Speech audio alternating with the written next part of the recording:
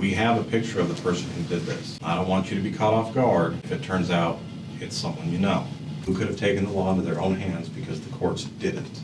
This is Rachel Moore, and this is her mother, Christina. They've both been told that police have a photo of the man who murdered Rachel's ex-husband, Colby Vinson. So when we identify the man in the picture, there's a connection to you. Then how are you going to answer that question?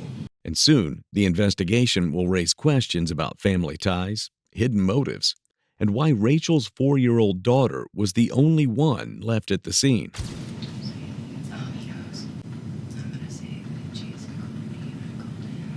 I didn't think he would. I told him I would pay for his gas. This looks awful for me.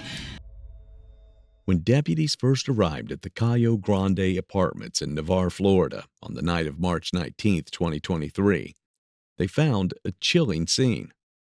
A young father, 24-year-old Colby Vinson, lay outside his doorway, bleeding and unresponsive. Just steps away, his 4-year-old daughter, Presley, sat quietly, waiting for someone to take her hand. One deputy carried her away, while others began their sweep of the apartment. But nothing about Colby's life had been ordinary in the weeks leading up to his death.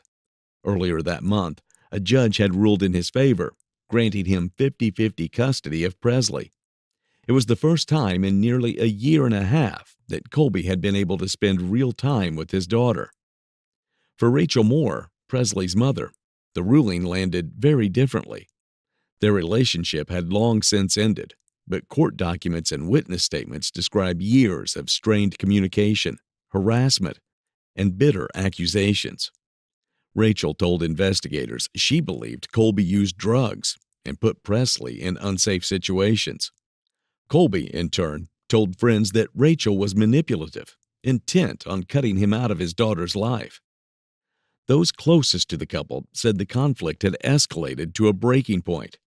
Rachel had allies of her own, family members who resented Colby and the custody decision that put him back into Presley's life. Detectives would later hint at those connections, telling her who could have taken the law into their own hands because the courts didn't. Detectives would soon begin to zero in on Rachel's stepfather, Jason Curtis, a figure whose role in the custody dispute, and in Colby's final days, was only starting to come into focus. So, how long were you and Colby together before you separated? Probably 4.5, 5 years maybe.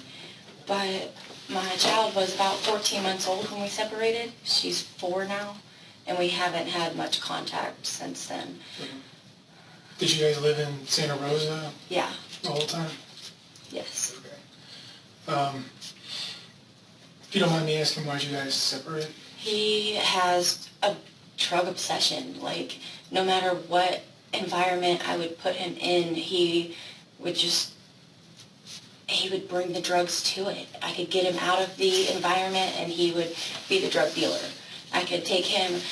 We moved out because his family said that if you have a baby and you live with your family, it just automatically ruins your family relationship. Like, you don't get to grow as a family. And he took that personally. So we moved out, and we were 4 minutes from my mom's house, and that was okay. I was like, okay, fine. Well, once we moved out, he started selling drugs. He started growing drugs in our house, and I had my kid, and I was like, hey, you can't do this. Like, this is a dangerous situation for our daughter. Like, you gotta stop. So about 6 months later, after I realized that he wasn't going to stop putting her in these situations, that this was what he wanted to do. He was pushing his life towards this situation. He was going to open a wake and bake dispensary where he just sold his own drugs and had his own breakfast in. Like, that was what he wanted to do. And I said, that's fine.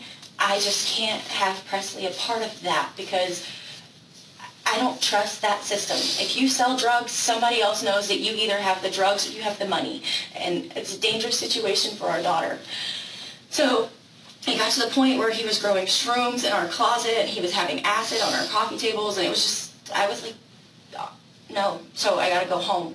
So I went home and I said, you know what, if you can leave all of this here, you can come home with me. So he came home, and then he just did that exact same thing to my mom's house. And at that point, I grew up in an environment where you don't show any of your drama between your relationships with your family, because once you get through it, your family still knows about it. So I had hidden all of that from my family up until that point. And then my mom had seen it at our house, of course, and she had like, no, I can't come over there because I don't want to be there when the cops show up, or I don't want to be there if something goes down. I don't want that. So I was like, okay, well, I'm going to come home. So I did that, and then he came home with us, and he did the same thing to my mom's house. So I showed her everything, and she was like, this isn't healthy, this isn't. I was like, I know, so he's got to go. So he moved out after just a whole bunch of build up. He moved out at like my kid's 14-month-oldish, that area. And then he could only afford to see her for a couple hours on a Saturday while I went to work. And then I came home, or I came to get her, and he was shaking her, and he told me shaken baby syndrome was just a myth. And I was like, it's not. There's billboards about it. I'll quit my job. I don't care. I don't need this. So then that was fine for a while. And then since I had government-assisted health insurance through the government and food assistance for her through the government, they filed for child support. So they filed for child support and sent it to the father. 14 days later, he turned around and sent me 50-50 papers, child's custody papers. And I was like, I'm panicking because you haven't wanted anything to do with her for this long. What now? So we go to court. I get the lawyer, and I show him all of these pictures that I have of him with the bongs in her lab, or in his lab, the drugs on the coffee table. And he's like, if something happens to her on his watch and it's not court ordered for her to be there, it's on you if something happens to her. So I was scared. He told me I didn't have to, until it was court ordered, to force her to go over there. So I didn't. I was like, look, until it's court ordered, I don't think that I'm not comfortable with the lifestyle you're living. It doesn't need to be. Like, you haven't had anything to do with her for this long. I'll see you in court. So we went to court, and the judge had a death in the family, and it got moved up. And then my side of the case wasn't even allowed to be seen in the court. And then they told me 50-50 sharing, and I said, okay. And then I showed up, I dropped my kid off, and then at midnight I'm getting a call saying, hey, answer the front door. And I answered the door, and there's deputies saying, hey, where were you? What were you doing? I'm here, sleeping, up here, waiting. How long did Kobe not see Presley? About 10-ish months. 10-ish months. Sorry, my hands are so sweaty. It's understandable, trust me. Oh, I didn't want her to be put in this situation because I could see that this is where his life was going. What if she saw this? Then where do you go? That's not something you can just unsee. And then for that 10-month span when you didn't have contact with her, were you guys communicating at all? Not really, no. But I have my phone. You can see what we talked. Like, this is the app that we met on. No, that's the internet. Yeah. That's the app. It says, that's literally it. And then where at specifically, my mom had already seen him, so she was carrying the baby to him. They had a picture of it? Yeah, for sure.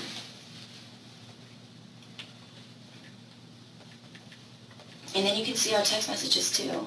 Detectives pressed her about phone contacts and recent messages. She brushed them off, acting as though nothing important had been exchanged. Those messages would later become critical evidence. For now, she shifted the conversation to the custody drop-off hours before Colby was murdered. What time did you drop her off? 6:30. 6:30? And where was that at? Publix. But I knew to be there because... That's in the bar? Yeah, it says it right here. I got an email from my attorney that said this. We didn't have to communicate. We knew where, when. I just had to accept it, so I did. I was not expecting deputies to show back up at my house the same night. They're so stupid. Did you actually physically hand her off to him and No. No, I figured it would probably be easiest and best for our child that if my mom handed her to him and said, hey, this is what's going to happen. I hope you have a great week. I'll see you later. And she said that he said, or she asked him, hey, I know you have to work this week. Do you need child care? I'm right here. I can even come do it at your house if you want. He said, no, I've got it all figured out. Tell Nunu you'll see her on Sunday. And then just turned around and walked away. So that was the end of it. Were you in the car? Yeah, I was in the car. It was me, my fiance, my mom, and my baby. We pulled up to Publix at 6:30. Fiancé is? Christopher Stevens.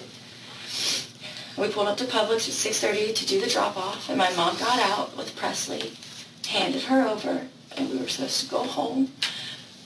Was Colby with anybody when this happened? I didn't think so. She said nobody was in the car. Okay. I thought I was supposed to see her again. Did he drive himself? Yeah. Do you know when he drove? She said that he drove his little red car, and that it was just him in the car. Because I asked. I was like, hey, was he by himself? Like, did you ask where they were going? But clearly I don't have a good communication skill with him, so I figured that she might do better than I will, and I don't want to stress Peanut out on the first day she's going to somewhere new.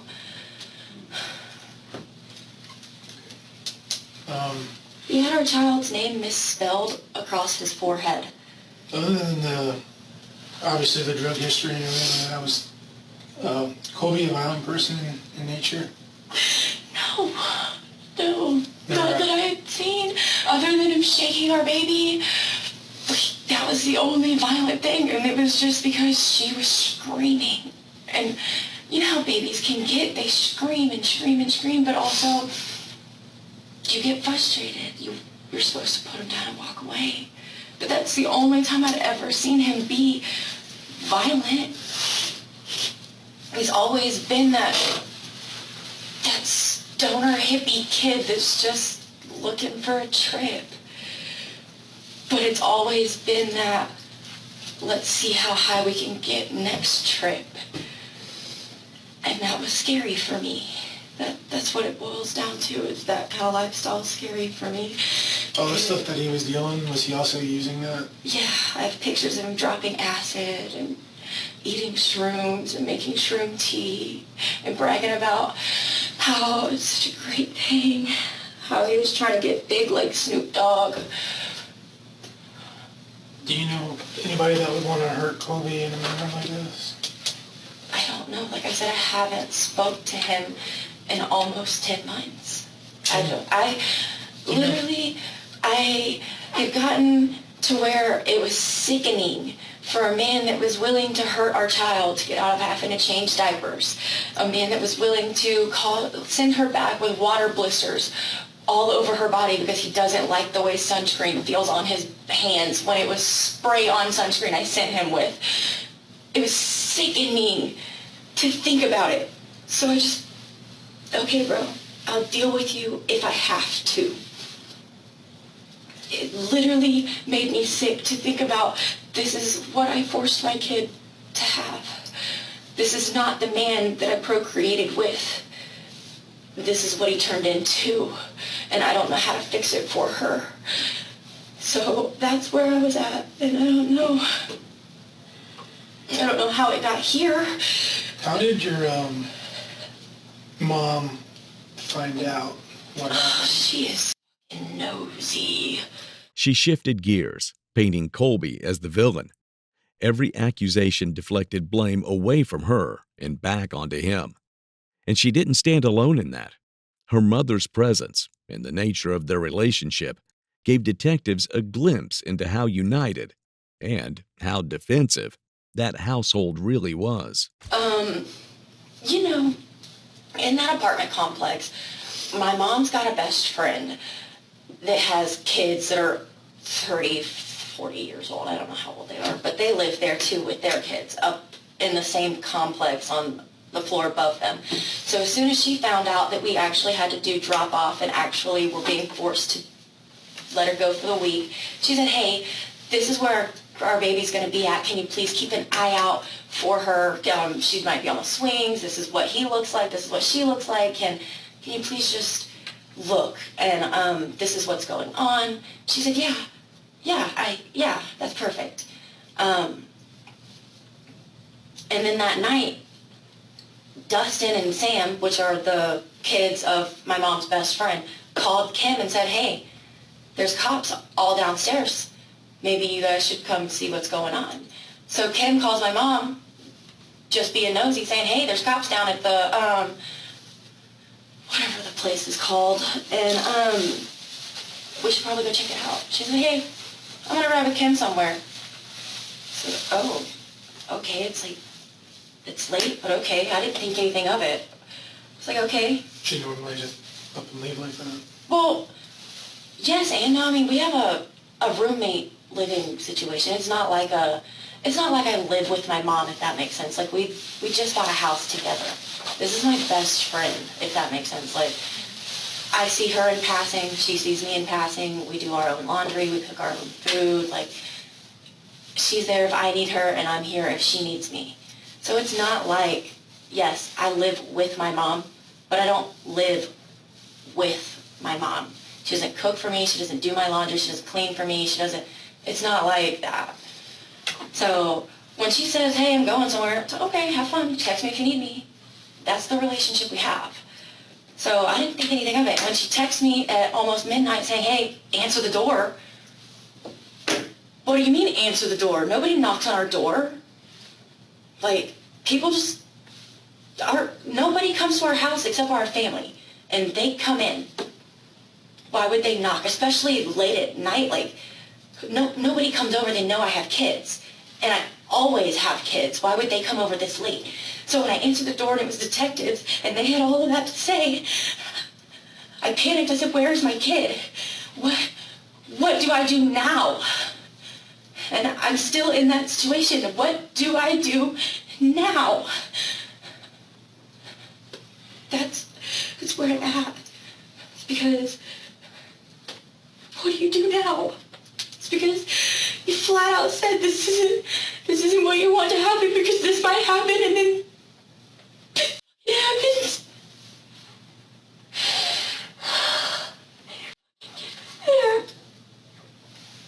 Is there more than meets the eye with the mom? Later that same day, detectives brought Rachel and Christina back in. Rachel went first. And once again, she circled back to the custody battle, framing herself as the victim, while putting the blame squarely on Colby, just as she had before. I'm Detective Kelly. I'm his partner.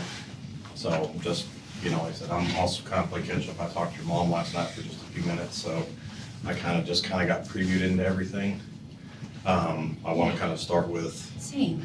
kind of this, what's been going on in this last year with like custody, because Honestly, this last year hasn't been bad. This last year, 10 months ago, he said, okay, so in order to understand, you have to go back. We had our kid, and he decided that the drug life was for him, and I decided it's dangerous for our daughter.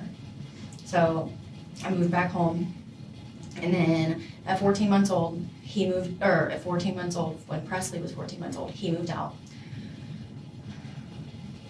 And then for a while, he was getting her every Saturday for a couple hours, and that was fine. And then it was to where, I can't get her because my roommates are doing coke, or I can't get her because I got this going on. And I was like, okay, well, if you're gonna be around that and on that, I don't feel comfortable letting her go with that. And you're posting pictures of dropping acid and driving around smoking, like you're not making responsible decisions. You're making me nervous. And the fact that you posting all of this with her included, it's making me nervous. So I had her under government-assisted food and government-assisted health insurance. And whenever you do that, they go after the other parent for child support. Well, whenever that went through, 14 days later, he turned around and said, oh, well, all of a sudden, I can get her 50-50. I'm definitely not comfortable with that. No. What are you gonna do during the week when you have to work? I'm gonna leave her with my girlfriend. No.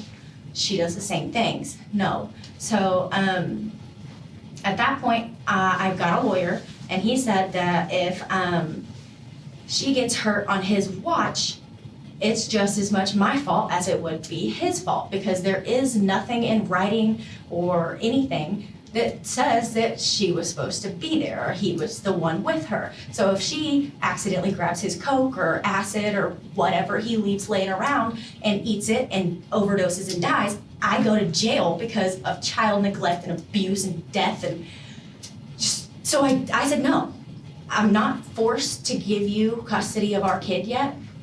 I'll see you in court. When they force me to allow you to have custody of her, I will. Okay. Perfectly fine with that. So Monday came up. They said, we're gonna do week to week. I said, okay. And I dropped her off Sunday, Sunday at 6:30 at Publix. And then I went to the Tom Thumb. I say I. It was me, Christopher, my mom, and the baby. And my mom did the exchange for the baby because I figured that would be the easiest, smooth, because I figured after 10 months he was probably gonna be rude to me. And I didn't want that for her. How are y'all communicating? I got sent this email through my attorney on Monday saying that this is what was issued. So this is where I had to be. Monday was over. I got that email. I said, okay. And then he texted, she got both of our numbers, sent them, or he got my number from her. And then he texted me on Monday and Wednesday because I didn't respond on Monday. I was hoping that you can see everything that we've been saying. And it's dated and everything. We have no communication. Rachel's story has shifted the slightest bit. It may be a small detail, but in her first interview, she told detectives that she'd only had contact with Colby through a parenting app. Now, it's through text message exchanges after the judge gave them both each other's phone numbers. The questioning then shifts to Rachel's home life. Well, tell me about, let me back off that for just a second. Tell me about the home life. What goes on? I know that where y'all live, it's kind of it's a real close-knit little community you're in. Yeah. Tell me about how she lives. Oriented. We're very family oriented. We get up, I go to work, she hangs out with my mom, and she does whatever they do. Like, she'll go to the nursing home with her. My mom is the home health care nurse. So she goes to do those things where they have a playground and stuff at their yard and stuff, so they play there. And as soon as we get off work, we get our kids, and sometimes we'll go kayaking, sometimes we'll go hiking, sometimes we go to the parks, we go trail hiking. Like, we do pretty much anything that we can take our dogs and our family with. So that's. So where you're living, so it's not just the three of you then, right? There's more people around that are like family to y'all? Yeah, where I live, here's me. My uncle lives here. My grandmother lives here. Who's your uncle? Tillman? Is Tillman his last name? No. First name? Steve Tillman Moore the second. Okay, Steve. Okay. Yeah. And then my grandma lives on the other side of him. And then Danny lives across the street. We've just kind of adopted him. He's been here for over 10 years.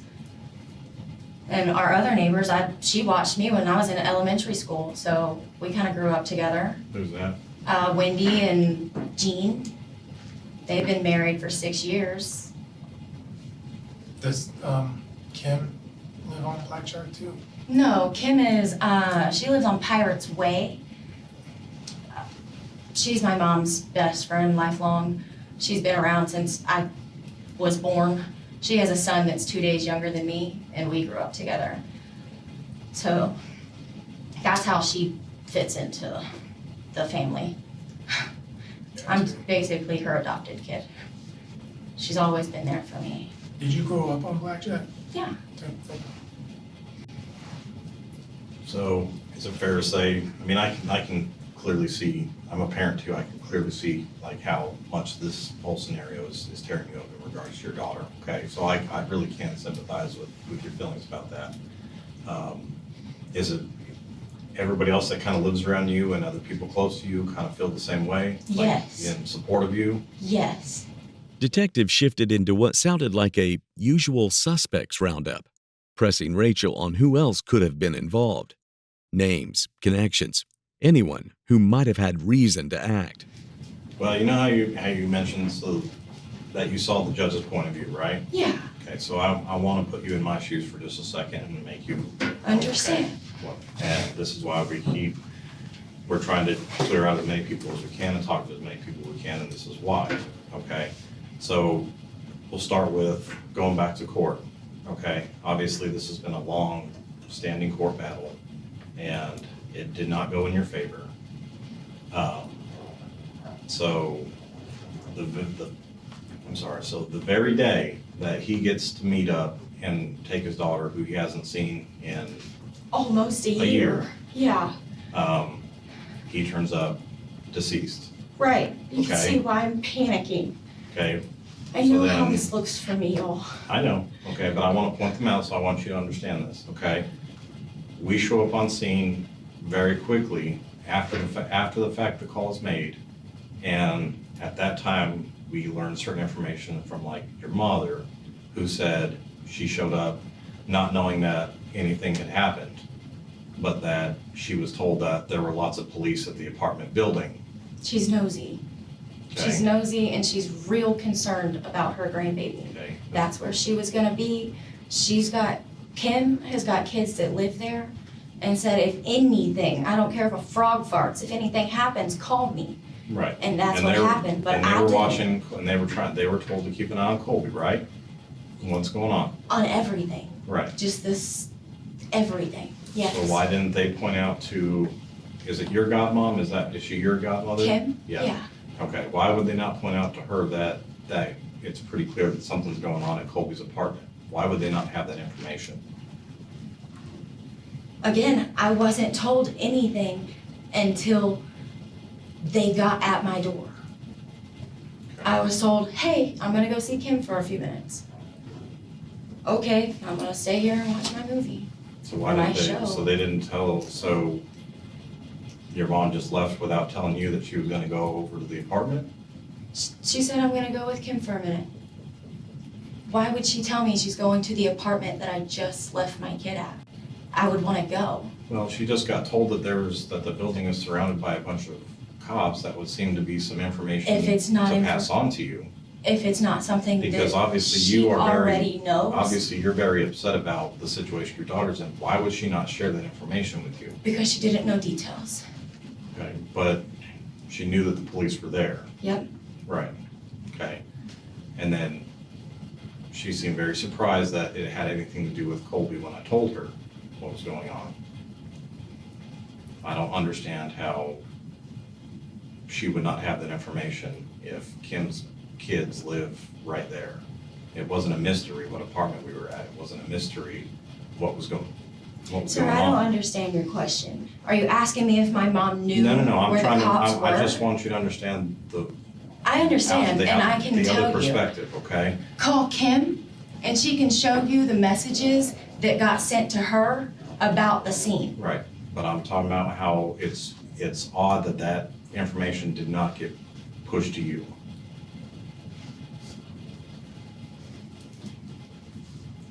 Why stress me out more, knowing that my world's already stressed at max? Well, why wouldn't you? Why would she Why not wouldn't want I you go? there? Yeah, If there was something going on there, why would you not want to be there? Why would? Because I'm not f***ing nosy. Because if I can stay at home and try to go to sleep instead of stressing out and stalking my baby daddy, that's exactly what I'm gonna do. As far out of sight, out of mind goes, that's what I'm gonna try to do. It wasn't my choice to hand her over. It was the judge's. I had to, Oh, I understand because that. I otherwise, understand that. contempt of court, I go to jail. So you know what? I did what I was told. And that's the extent of it. I did what I was told, and then I got the shit show the same time you did. But you can see how all these scenarios are gonna work out in your favor on the same day that he winds up dead. You can understand how conveniently that ends up working in your favor, right? Okay, But well, you- how can I make it not? Because you know where I was, you know who I was with, you know what I was doing, you know who I contacted, what else can I do other than flat out tell you? Well, who else could have done this? I do not know. This is why I did not want my child there. Because I don't know the situations that come with this lifestyle. No, but who I don't would know. have felt so strongly for your emotions and for your protection and for her protection I don't that they know. may have taken things that they could have taken things into their own hands on your behalf? Buddy, I don't know. And I'm here to tell you, I have cried and cried and cried and cried and cried over this. So anybody that has saw me in the last week or has talked to me in the last week has heard me cry about it. So since Monday, you've kind of been a wreck knowing this was inevitably Yes. coming, right? Yes. Yeah. But, How could you not be? oh, I understand. It would be an unbearable thought in my world. How could you not be? But that's why I'm asking you to think real hard about someone who maybe wanted to protect you, protect her. I, again, am not aggressive. I don't surround myself with aggressive people. I don't know. Like I said, I don't. This is what I know. This is where I was. These are the people I was with.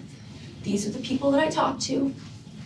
Did you talk to anybody else in the last, let's say, week or so about what everything was going on since this all came down? Anybody and everybody that has saw me crying. My boss, my coworkers, my family, my friends, everybody. What about family members? Anybody in your family or someone you would consider family you've reached out to? No. Detectives press on why the mother wouldn't call her to the scene. Rachel is getting defensive, feeling cornered. There is someone she's reached out to, and detectives are about to drop a bombshell on her. Well, I'm trying to give you this opportunity to be real clear about what, maybe even an idea you have in your head about something that could have happened. And the reason why I say that is we have a picture of the person who did this. I don't want you to be caught off guard if it turns out it's someone you know. Because if it does turn out that you're withholding information and our investigation leads to you withholding information, then how is that gonna work for you, Alan? How would that work out But I don't Amber. know. in Presley's favor? I don't know. I'm here to tell you, I have talked to everybody the same way. Well, who have you talked to? I mean, I don't know, go through your phone, give me a list of people that you've talked to. Do you want to help yourself? I'm assuming this is for your daughter and for her protection, right? Buddy, I feel like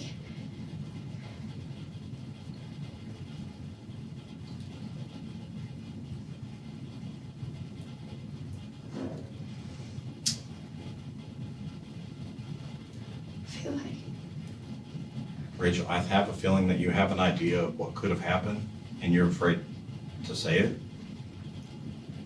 But this is a really good time for you to put that out there, and not for you, for your daughter. Because if we find out that you have anything, that you have something to do with this, that's not gonna look good for you. So this is a really good time, right now while we're gathering information, to give us an idea of who could have done this. Think about yourself and think about your daughter for a minute. I don't know. I have talked to everybody the same way. Anybody you talk to that's giving you the idea that they, like I said, they want to go out of their way to protect you or protect her from him? It's Nobody clear, that I mean, it is very clear that you feel very, very strong It about her safety, okay? I can feel your emotions, It's okay? nobody I really get taken that. seriously. Sometimes things happen, so Is there anybody you can think of that, you don't think could have taken it seriously, but taken it seriously, if that makes sense? No. Like I said, my family's I'm not violent. I don't understand. I'm not saying you're violent. I didn't do this, y'all. I didn't do this. I don't know. Who could have done it, Rachel? I don't know. That's my problem, is I don't know. I don't talk to him. I don't talk to who he talks to. I don't talk to anybody, really. I stay at home with my family. I go to work. Rachel, everything that we've done in the last, and we haven't stopped since the started at 9:00 last night. It has not stopped. We have been working tirelessly the whole time. And everything that we keep circling right back to is a connection to this custody battle. I'm here to tell you, I don't have anything to do with this. I did not do this. I don't know who he talks to. I don't know who would do this to him. Who would have done this for you? I don't know. I wouldn't think anybody would do this for me. Why would they do this with my child there for me? Some people do irrational things in irrational moments. That's wrong. That's not irrational. Well, of course That it's is wrong. wrong. That's why we're sitting here. Mm. You said yourself, Coley is a pushover. I do not know. You won this battle in court, and from the sounds of it, this could have inevitably ended up being a permanent situation, and that obviously wasn't gonna work out very well, for what you and your family want. I'm here to tell you, I don't know. I don't know who he talks to. I don't know who would hurt him. But who have you talked to? My Well, you family. said- Right. These people. Do you have family members that live off of Blackjack If that you could have talked to? Detectives continued to push, circling back to the same ground, watching for cracks. Each repetition tested her patience, forcing her to commit to the details she'd already laid out, and making it harder to walk them back later. I'm telling you guys, I don't know who would do this. I don't know who he talks to. I don't know who would do this. And I would not do this to my daughter. This is horrible. Well, we've gone through Colby's stuff. We've gone through people he's talked to, and we've already gone down that aisle. And like I said to you before, everything in this investigation keeps coming back to you in this custody battle. Okay? You said yourself, we know where you are, we know what you were doing, we know all that. Okay? So I'm not saying that you were there, I'm not saying that at all. But I'm saying, I believe you have a decent idea of who could have done this on your behalf. I don't. What I'm telling you, I don't know. I don't know who would have done this. So when we identify the man in the picture, and there's a connection to you, then how are you going to answer that question? Probably, I can't believe they did this. Well, how would you answer that question? Well, again, I'm going back to the fact that this has clearly been a long, ongoing deal. This This has been a long court battle. This has been a long fight in court, and unfortunately, has been it didn't work out. And then the day it two doesn't. court dates for Right. me. I went to court, got told what to do. I did it. I got back to court, got told what to do. I did it. It's not long and drawn out like it's a big giant scene. Yeah, it was a long gap between the process, but it's not like it was a vicious battle back and forth. We were not evil to each other. I know, but you refused to let him go, and you resorted to both spending thousands of dollars on attorneys to have this argument. And Because he saw nothing wrong with doing what he was doing. He saw nothing wrong with leaving Coke on a coffee table for a toddler to run around with. Do you see nothing wrong with that? oh, I see a lot of wrong with that.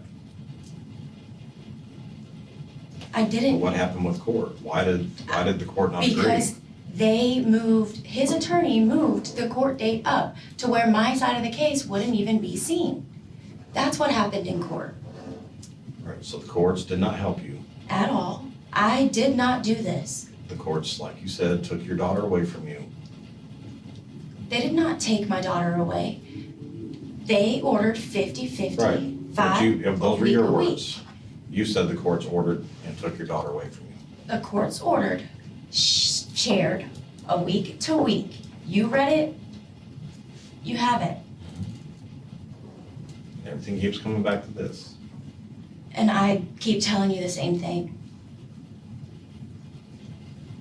My attorney said that I probably shouldn't come in here and say anything else to you guys because that I've already had a meeting with you guys and that he needs to be present. The only reason I came up here was What? I can't spell. I don't know. He told me the word. It basically means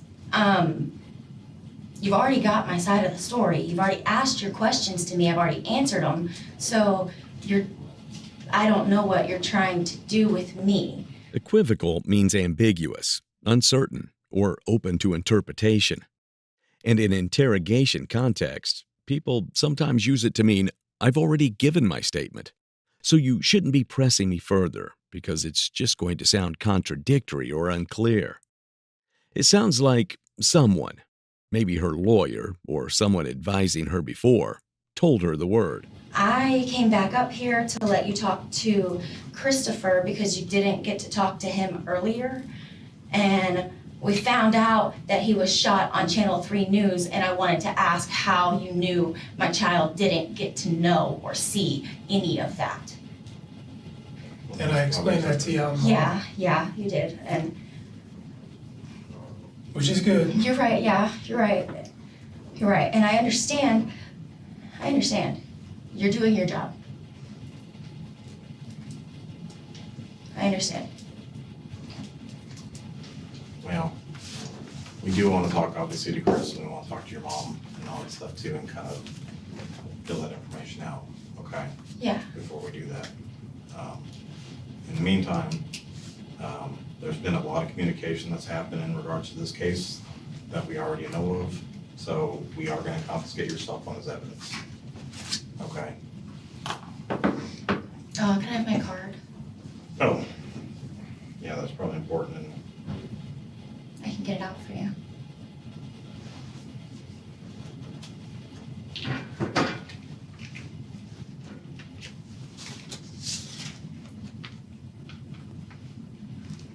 And when do I get that back? well, the sooner we have to download all the information off of it, obviously, for court purposes. So the faster we can do that, the faster we can get it back. What's the passcode to get into it? 3, 3, 3, 3. It's just 4 threes? Yeah. Okay.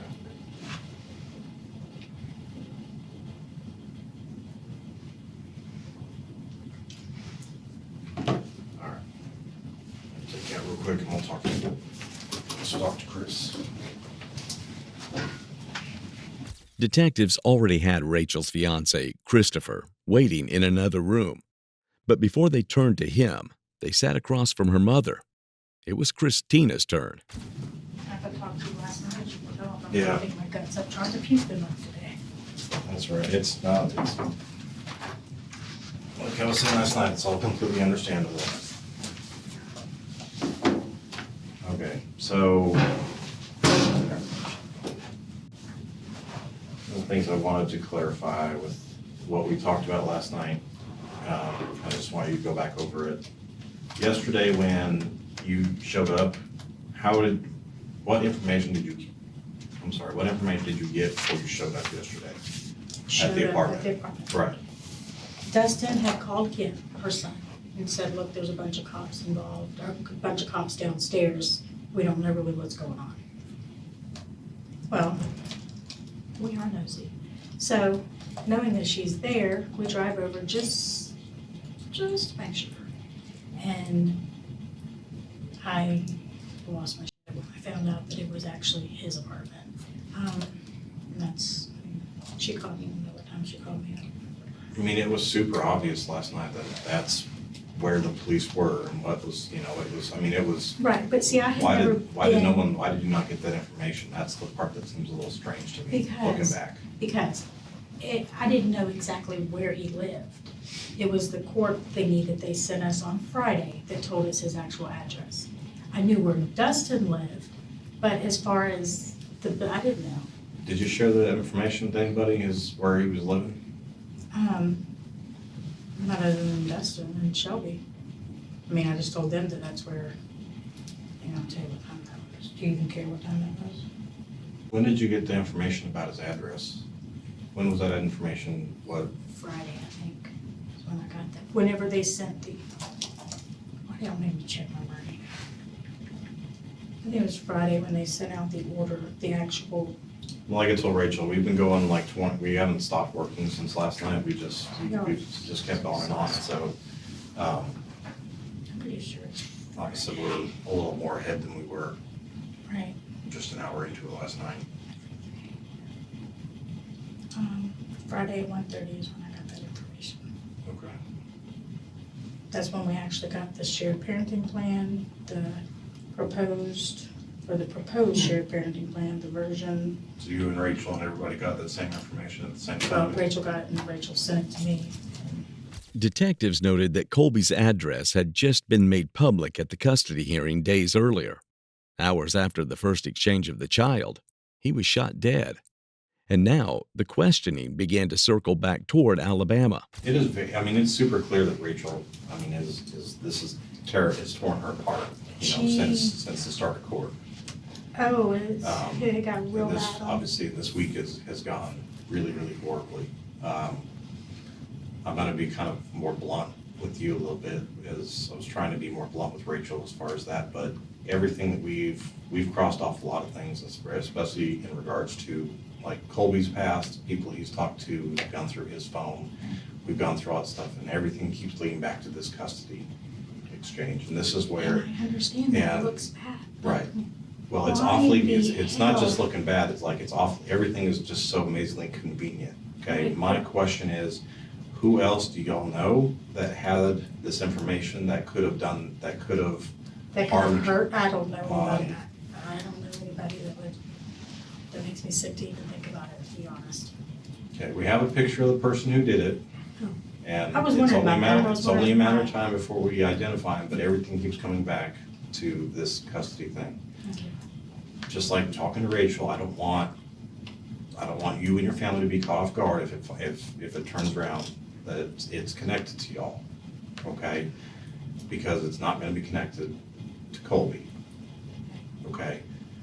that's what I'm, that's kind of the direction I'm kind of trying to go in, is I don't want y'all to be caught off guard, because that's not gonna play favor with you in regards to Press's future if y'all aren't in agreement. So my question for you is the same as it was for Rachel. Dig in your brain and think about who could have maybe done this on your behalf.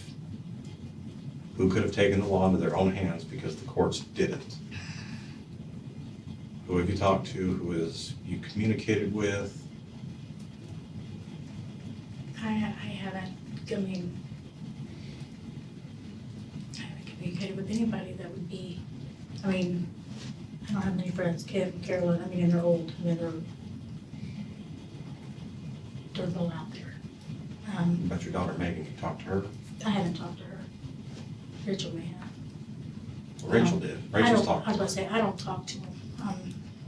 When's the last time you talked to Megan? She called me and told me she was pregnant. Don't ask me when that was. I have no idea how far along she is. I just don't, I don't have anything against them. They're good kids. And she's not living locally, right? She's up in Alabama? Yeah, she's an Alabama. She's married? Yes. Okay. I don't even know what her husband's name is. How does nobody know her husband's name? That's weird. Well, they just got married not long ago. And she dated Lamar forever, and they were pretty much married, whatever, they were together like 12 years. And he had a stroke and died. Remember when I told you we have a picture of this person? You said Megan lived in Alabama? Mhm. Do you know where in Alabama? Coleman. When did she, you said she lived on Blackjack at one point? No, she never did? No, the only time Megan never lived on Blackjack. Megan would come down every summer and stay with me Okay. when I was married to her father. But I mean, we've been divorced for years on end. I still talk to the kids. If they call me and they need something, and I'll call them. I mean, I'll talk to them, but no.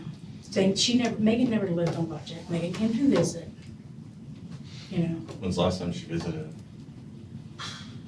Lamar was still alive. They brought their little boy down.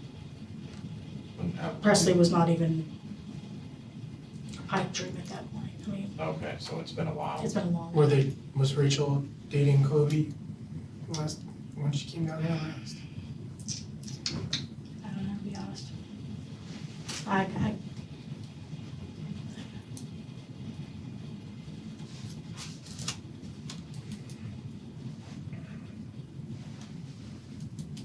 Well, like, this direction, this investigation keeps going the same direction, and it keeps circling right back to this same scenario, and everything keeps coming that direction. And based on everything that we've gathered already, it's pretty clear that this is the root of why this occurred. Mhm. After confiscating Christina's phone, detectives escort her out of the interrogation room. But while they were interviewing her mom, Christina tells detectives that she has more information that she wasn't upfront with before. They were here.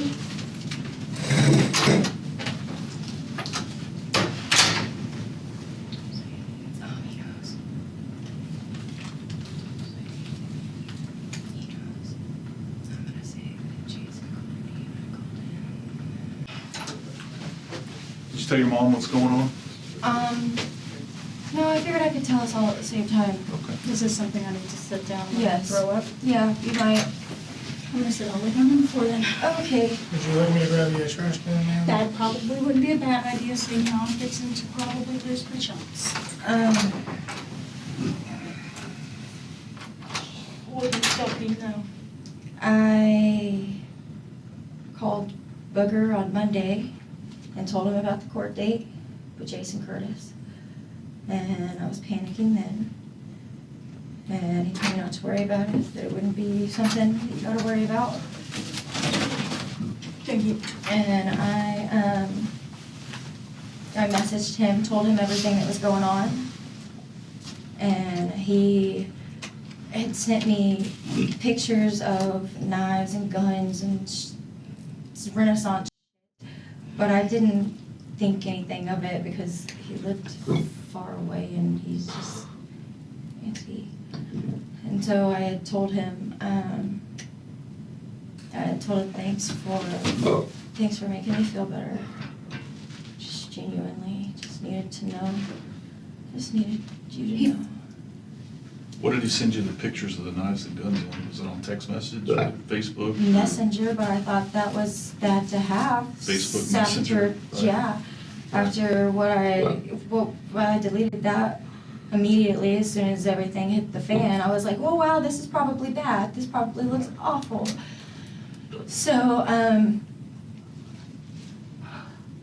yeah, I called him again on yesterday. Not yesterday. I don't know. I called him throughout the week, and I was telling him because he talks to me. I grew up with him as my backbone of the dad. Like, my dad wasn't around much, but he was, so. You think you would actually come down here and shoot him? I don't know, but he did tell me not to worry about it, and then he called last night and said that I don't have to worry about it and everything's fine. And then you left, and then they came, so maybe. Who left and then who came? She left, and then the detectives came, so maybe. Well, and what time did he call you? I So you don't didn't have to worry have, about it anymore? Oh, my fuck. 9:30-ish, 10 o'clock-ish, maybe. So about 10 o'clock. That's what you told me earlier, was it was about Yeah, 10 about o'clock PM? 10-ish. Okay. And did you, when he told you you didn't have to worry about it anymore, did you ask him, like, what are you talking about? And was this a phone call, or was this on This was a text? phone call. Right, so he called you and said you don't have to worry about it anymore. What did you say to him? What are you talking about? He said, yeah, you don't have to worry about it. It'll be fine, but I gotta go. And he just hung up. No. Gotta go. Put my ass in the wind. Gotta go. I was like, And that's what he told you? yeah, I was like, what the hell? Did you is see that? him while he was down here? No. He didn't come by? No, I'm sorry, what did you say, ma'am? I didn't even. Did he come by your house? How many come by No. my house? That's why I was like, I didn't think that would actually happen. And when he called, I didn't think that was actually a thing. Oh, I cannot do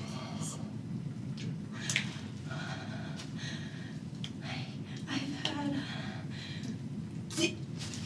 I've had so much anxiety about this all week. I have literally been wetting my bed over it.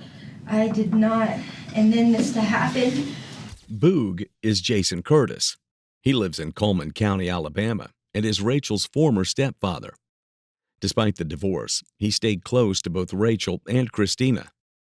Detectives now had to consider how that tie, stretching across state lines, fit into the custody battle unraveling in Florida. How did it come to you telling him what happened? Like, when did that happen? I got to thinking about it. yes. Did anybody call me? Yeah, my family called me. Did I make any phone calls? Weird. Yeah. Around 10 o'clock last night, my stepdad called me. What's his name? Or my ex-stepdad, Jason Curtis, otherwise known as Booger. Booger. Yeah. But I haven't seen him in forever, but we talk every now and then, but it's usually about how he misses us and why I go misses our family, and how he wishes he could go back and redo everything. But I was, How did he find out about the whole court case? he called me one day and told me about how he was pressure washing Nana's house and asked me about how my day was going, and I was crying, so Was I it told him. after the court decision? Yeah, Okay. it was, he had called me just one day, and then he, Do you know what day that was? Messenger, after court on Monday, I messaged him and told him what was happening. But it They're getting you was, some water. Thank you. After that, it was more so of, yeah, What? this is the update. This, When you gave him the update, did you say anything else or make anything that would make him believe like I need to do this? other than your daughter crying, puking, other than saying I did everything that I could, I don't know.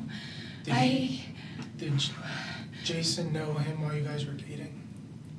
No, How did he know where he lived at? I don't know.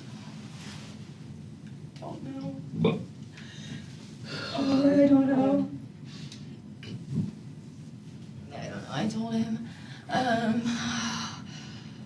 Did you talk to your sister at all about this, or was it just him? no, not Megan. Megan, she's pregnant. I didn't want to be the next cause of her. And she's married to Jason, correct? No. Jason's her dad. Okay, sorry. No, that's okay. I don't know who she's married to. Did you give that information that had his address on it to anybody? now listen, I want to make sure you understand, when we do a forensic download of your phone, it's not going to capture just what we see when we get on our phone. Anything that's been deleted, all of that stuff, it basically does what we call data cards. It goes into basically the storage devices of that phone, and data cards deleted data out of that phone. So if there's conversations that you had on Messenger that you think you've been deleted, they're gonna get recovered. Oh, I know. Okay, so I just wanna be sure that you're being 100% honest with us, because I don't want, Anything. right, I the know. only way to get ahead of this is to be honest up front, right? Yeah. If we have to come back later and say, well, what's this text message about, then that's not gonna look good, right? You're probably gonna come back later a lot. I didn't think he would. I told him I would pay for his gas. This looks awful for me. Did you actually? No, I didn't. When I tell you, I didn't know. I didn't know. When I got the call, I didn't know. This looks so bad for me, y'all. Like I was telling you. Did you Mom, give him the address? No. Like I was telling your mom. I promise, I didn't get I didn't give him anything. Do you talk to anybody who would talk to him? I don't know who he talks to. We don't talk on a regular basis. This just happened. Like, this wasn't something that was set up.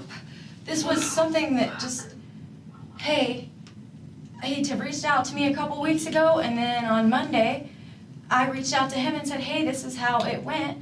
And then he called me, or I called him. I don't even know. I'd have to have my phone here to show you. And then I get the phone call. Hey, don't worry about it. Hey. Or I call him on Sunday. Hey, I'm here to tell you I'm at drop off, and this is what I'm doing. Do you remember what day you said I'll pay for your gas? Oh, maybe Monday? Is that after the court? Probably. It looks really bad for me, to be honest. Probably. I was wetting my bed at That night, Jason Curtis drove from Alabama into Florida. Later, investigators searched the Volkswagen Beetle he'd been using.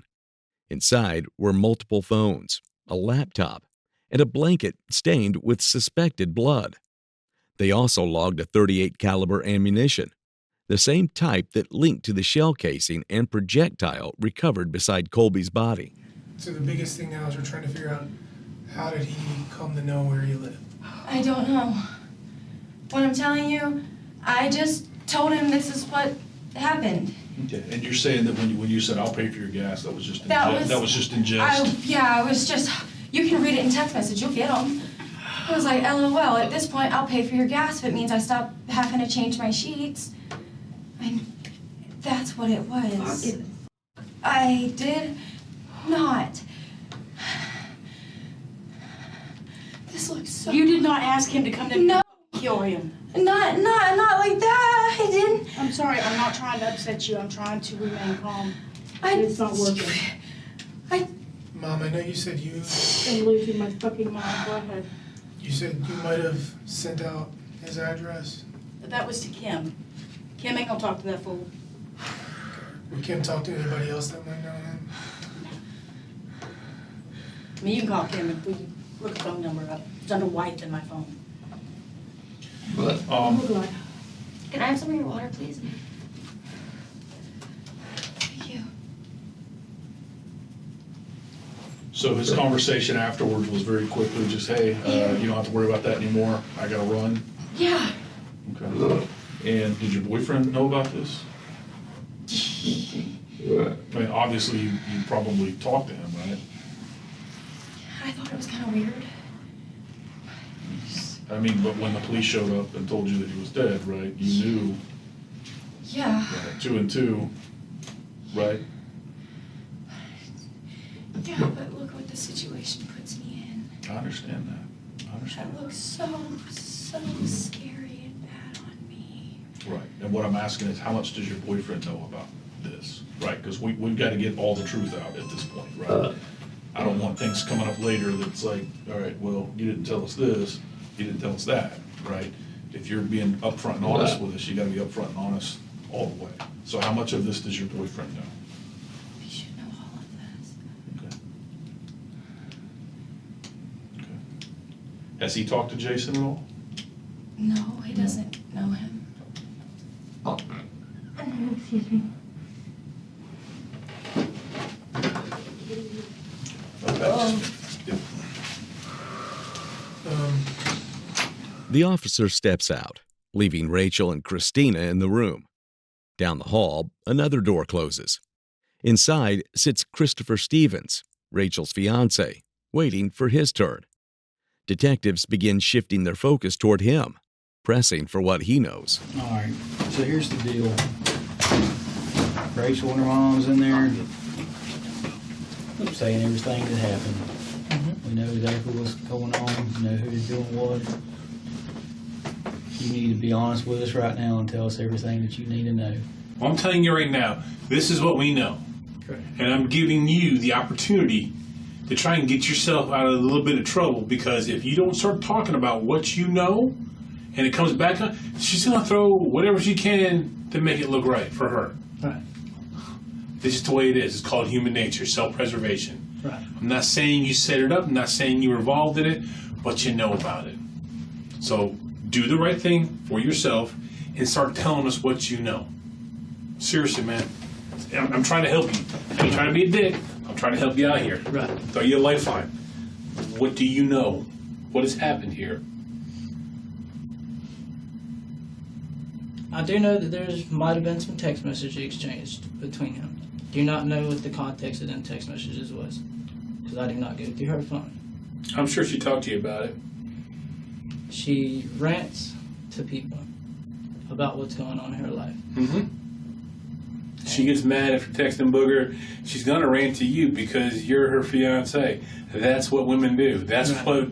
When I get pissed off at him or him All I at work, know- I go home and rant to my wife. All right, here it is. All I know is that she was ranting to him What was she About ranting what was about? going What was she saying? That's what I'm trying to get the about how background the court system has fucked us, you know. here. Okay. And we have an open DCF case. Yeah. And we was gonna call the DCF worker this morning Okay. and be like, hey, go do a wellness check. Sure. So what did she ask Booger to do? I don't think she asked Booger to do anything. She never offered to pay him gas to come down here and do something? Not that I know of. Are you sure? Yes. If there's more, let me know. I mean, like I said, I'm not trying to jerk your chain. I'm telling you, all I know is she was That's all I want. ranting to him. That's it. Okay. It's just rants. I don't know if she asked him to do anything. That's not her. As far as I know, her personality, that's not her. If she did and you knew about it, would you tell us? Yeah. Would you? Yeah. So y'all obviously knew where he was living at the apartments, correct? I didn't. Okay. She knew. I didn't know until here recently when we got like a little family group chat where it's just me and her mom and her, and she sent court papers over, and it has the address on Has the it. address on Yeah. I it. Sent sent- court. Where did she send that to? Huh? She sent the paperwork to where? To our little group chat on our phone. Okay. Is he part of that group chat? No, it's just us. Okay. But the court paperwork had his address on it. Yeah. Okay. I don't know anything about this dude. You know, all I've known is that he used to be her stepdad, you know? That's it. Occasionally he'll send some random pictures. There's one time I think he sent a picture of a bra, and that's when I just stopped watching the conversations, you know? Who in the bra? The dude. He was in a bra? Yeah. That's when I stopped watching our conversations. I don't blame you, man. You It's know? freaking weird. I mean, no.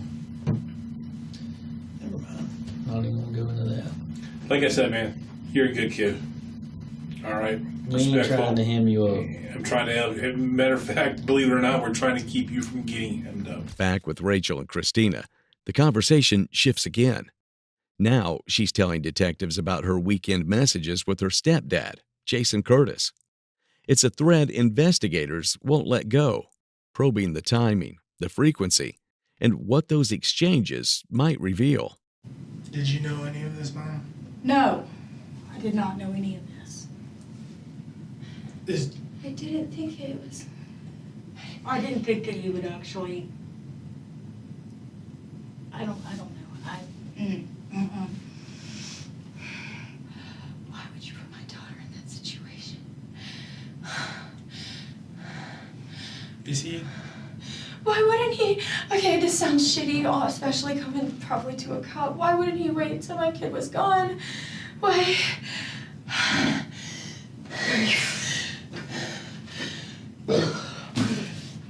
Do you all know him to be violent in nature like this? Booger, yes. But not.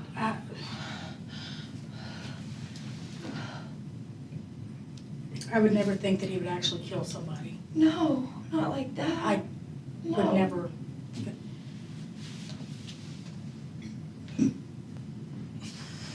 But I didn't even know that you would.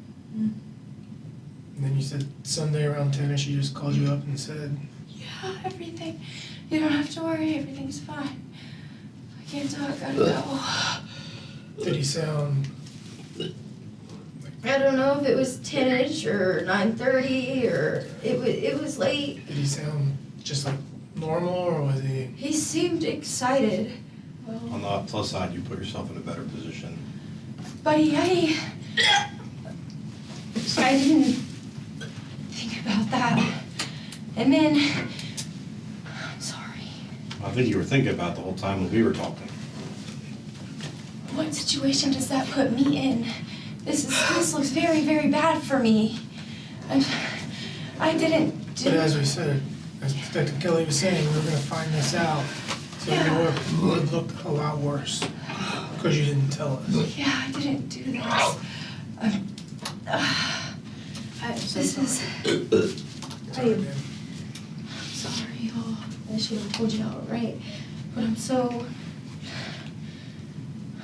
What do you do when. What do you do when this is laid at your feet? You open your mouth and say Cooperate. something. And then what? Go to jail because this happened? Well, you're much better off on the side of cooperation than you are on the side of telling a bunch of lies or pretending you don't know the truth, right? Yeah. You know, it's just, Yeah, you're right. You're right. Can I have your water, please? so I know that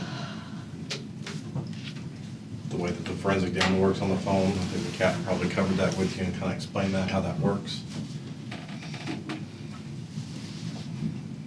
So anything that's all the social media apps that you communicated on, we get stuff directly from Snapchat, stuff directly from Facebook Messenger, all the meta platforms, we get everything directly from them. You guys can have all of those. I don't mind handing over everything is the problem. I deleted it because it looks suspicious as all get out, but I mean, you're gonna get to see it anyway. I'm not stupid.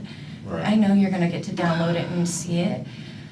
But it does look bad for me. I'm not even gonna lie about it. Yeah, I do reach out, and yeah, Did you share the court paperwork? no, I did. no. I did, with Carolyn and Kim, and said, now we at least have an address of where she'll be, but they're not gonna say nothing to nobody. But that was only because of the fact that I was panicking about not knowing where she was going. I would not do Could they that have to shared- this Could they man. have shared it to somebody? Well, when you had that conversation with I him, would did- not do this to that man. No. No. Did Chris have a copy of? the No, paperwork? no, maybe, we have a group text, it's me, my mom, and Christopher. Yeah, he's on it. Yeah, I sent that into it, that way everybody was aware this is where we had to be at 6:30 on Sunday. But I mean, that's the only place it's been. Is it possible that Chris could have shared that information? I don't think so, I haven't asked him. Is it possible for Jason to have reached out to Christopher once you told him what was going on? I don't think so. Christopher's been up my butt making sure I don't off myself over this situation. But that's not real healthy for my kid, and I would not do that. No, I mean, once you told Jason what was going on, do you think Jason could have reached out to Christopher through Facebook or? I don't know. I don't think so. You'll have his phone. You'll get to see. I'm not sure. No charges are filed against Christopher, but detectives are still searching for something bigger. They press for proof that Rachel told Jason to go to Colby's address. How else would he know where Colby lived? That's aiding and abetting murder. So when you told him about everything, how it was going, obviously he probably felt your same emotions coming through the phone. Yeah, but I didn't disclose where he lived or what addresses or where she would be. Not leave them, but I need to get outside. You're fine. Are you okay if I go outside? I mean, I feel like I'm gonna pass out in this chair. You do you. If you can leave. I just really feel that I need to get outside because I'm not okay right here. Okay, I guess I can meet you outside. Okay, I love you. I'm so sorry. I didn't know this would happen. They're gonna take Preston. That's not our decision, and that's not what we're doing right now. Okay, I don't want you to I think just had to share way. that. I'm sorry. Okay, I don't want you to go that direction. We haven't mentioned that to anybody, and we haven't even made any phone calls. So I don't want you to jump to conclusions right now. Please don't do Okay. that. I didn't do this. I don't want you to jump ahead right now, okay? Sir, Can I get out when I get there? Yes, ma'am, the same way we come in. sir, please. I didn't do this. I'm sorry. Without that, please don't take her. Sir, So, how can I help? The messages between Rachel and Jason Curtis tell their own story. On March 13th, the day of the custody ruling, she wrote, "Please," followed by a string of short calls. The next day, "Not much hunting to do. I have an address. LOL. I love you." Jason reassured her, "Anytime. He's just doing this to get back at you." Days later, he suggested a motorcycle trip, calls disappearing from her history. By March 19th, his last message reads simply, "Okay."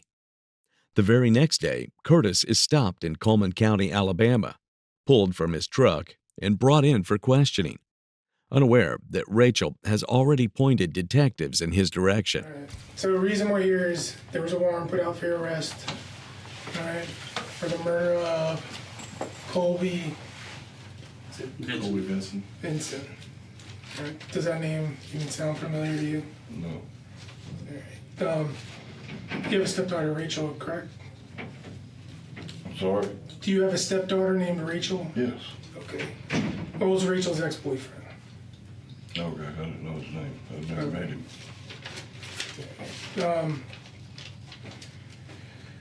All right, so this incident, obviously, I mean, you've been given some details, happened on Sunday, this past Sunday. Can you tell us where you were at all day? Yeah, I was at home most of the day. Okay. Was anybody home with you? My wife, Okay. Can she verify that? yeah, Alright. So she would have no problems if we went to ask her? no, she's at work, Okay. Do you know where she works at? in Huntsville. Okay. I don't know the name of the place, it's a real estate place, but But I mean, what- Huntsville.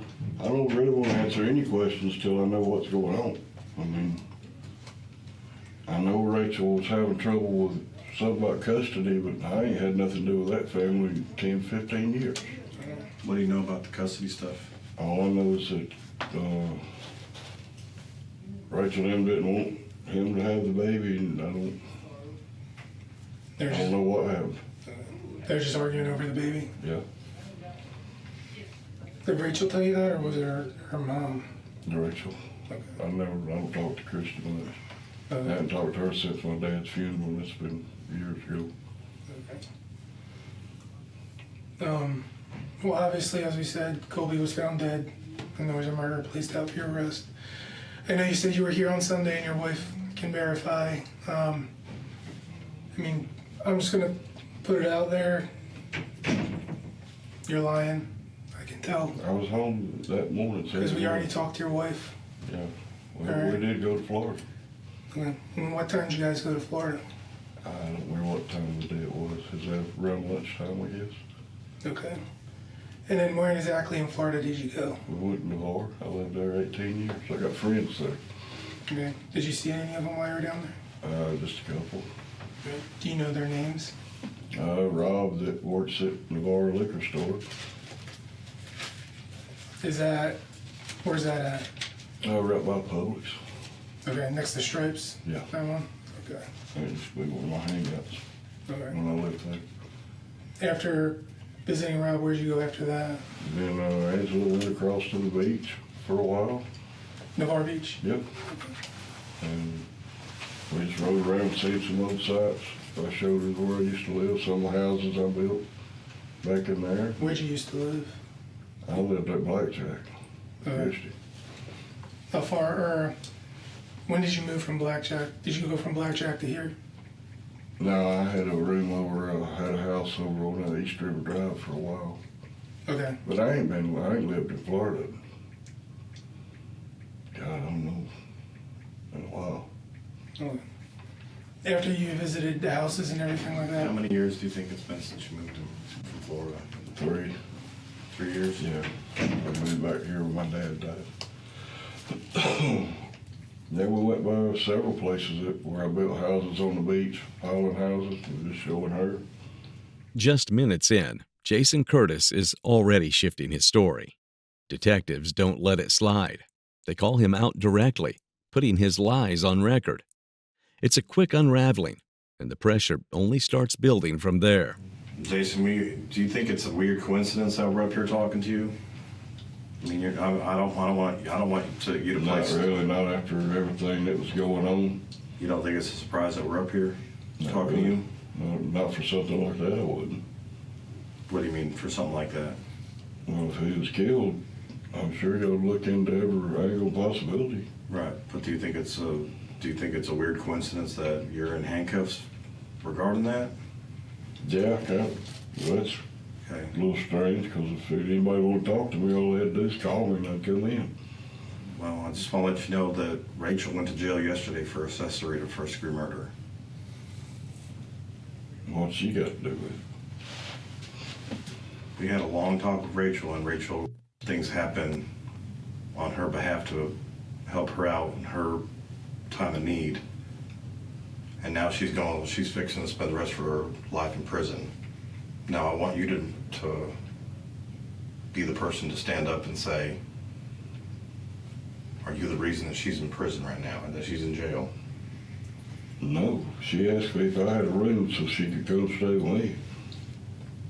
And I told her that she'd be breaking the law and be kidnapped. Did you talk to Rachel at all while you were down in Florida?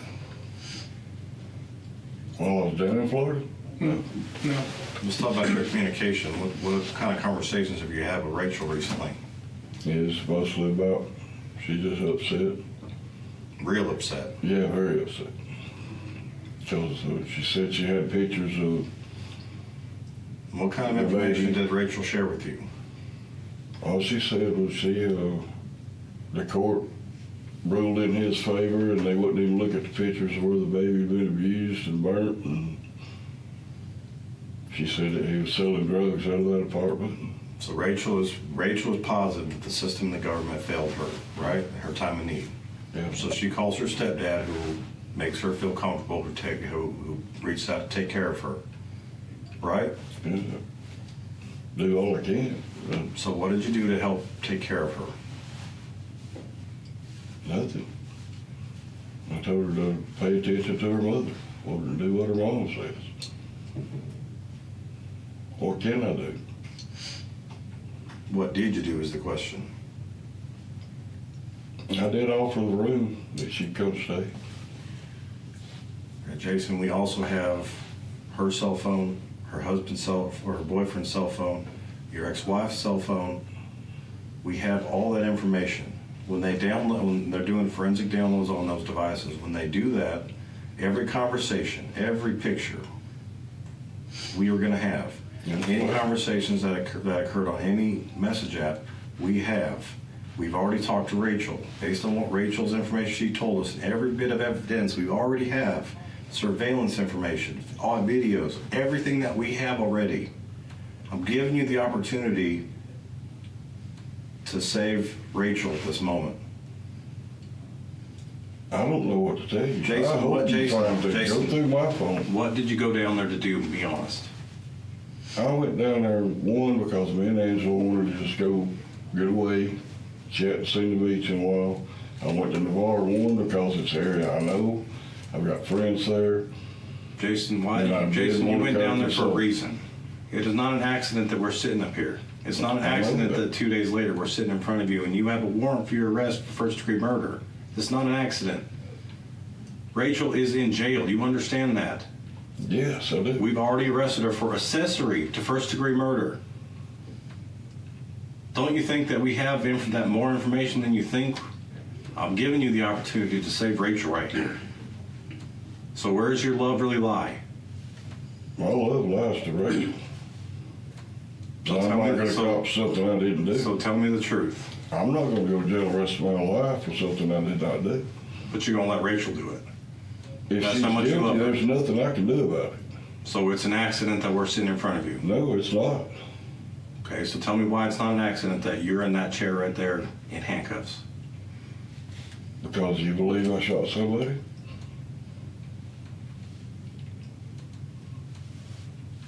Well, since I didn't, you can't prove it. So I don't know what to tell you. My dad was a police officer for 35 years. My mother retired from probation and parole. Jason, I've been in Santa Rosa County Jail and I've been screwed. Jason, how do you know the victim was shot? No one told you that. They told me that this morning. Who did? The guy that had me down on the highway, it was 69 highway when I was arrested. I said, what am I arrested for? Murder. Yeah. Curtis mentions that the victim was shot, even though detectives never told him that detail. What they had said was only that he was being arrested for murder. That knowledge raises immediate questions about what he really knows. Be a man right now. Prove that you love Rachel and you love that family, and don't let her take the fall for this.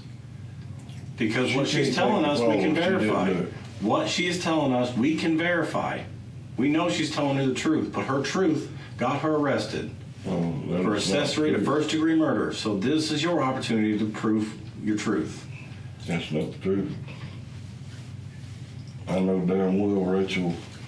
Okay, so when we started this She can't even conversation, shoot a gun. when we started this conversation, you said you was at home all day. No, he asked if I was at home at all that day, and I said yes. You started that. It wasn't until you said that we talked to the wife that you said, yeah, we went to don't Florida. volunteer no information until I found out what's going on. Right, that's a big part of the day.